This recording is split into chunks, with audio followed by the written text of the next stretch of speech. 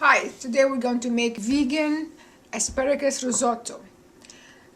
Risotto, you use arborio rice. Arborio rice is kind of opposite all the other recipes for rice. Usually when you make rice, you put your fat and hopefully olive oil, and then you put your liquid, bring it to boil, you drop your rice, stir it, cover it 15 minutes, you don't touch it, you don't even open the lid. With arborio rice, it's quite the opposite. You add a little bit of liquid and you keep stirring.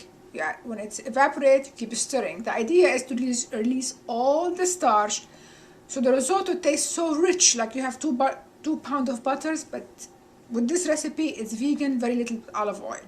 So we're going to make, like I said, it's an asparagus risotto. We're going to start with making our own vegetarian or vegan broth. We do So you take your vegetables, we saute it with the olive oil, a little bit of turmeric, and then all the bottom of the asparagus, the hard one, and I put about 8 cups of water, salt to taste, and just boil it and boil it and boil it until these vegetables are very, very done and mushy. Now you have your vegan broth.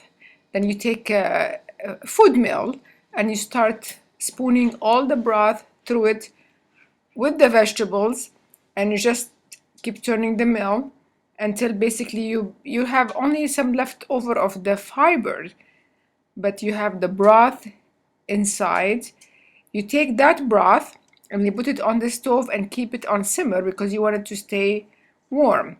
Then you take half an onion, chopped onion, you put some olive oil, put it on a stove, use a heavy pot. It always helps, especially with the arborio rice. You add your arborio rice, you saute it a little bit until well coated with the olive oil, and then you add 1 cup of your vegan broth, the one still simmering. You stir, and you put on the stove until the water almost evaporates. Then you go again and add the other cup, and you keep doing that.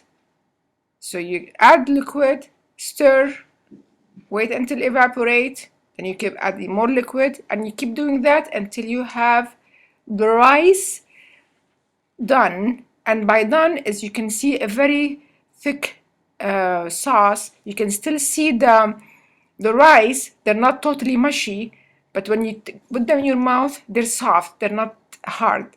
At that point, you turn off the stove, and you add your asparagus. You don't want to cook your asparagus because you want it nice and crunchy. And your rice is ready. So now you just spoon it in your dish, and we're going to sample it.